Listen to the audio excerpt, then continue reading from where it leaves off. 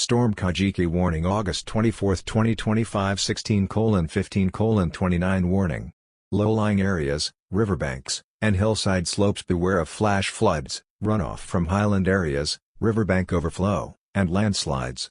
Residents in risk areas should move belongings to higher ground, relocate vulnerable groups to safe areas, and prepare for evacuation if necessary.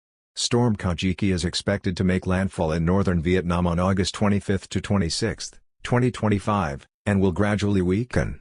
Its influence will bring heavy rain and strong winds during August 24 to 27, 2025 in the central region, Kanchanaburi, Ratburi, Suphanburi, Chanet, Lopburi, Nakhon Nayok, Prakanberi, Sakayo, Chachoengsao, Chonburi, Rayong, Chontaburi, Trot, Phetchaburi, and Prachuap Khiri Khan provinces. Please closely monitor official government update DDPM.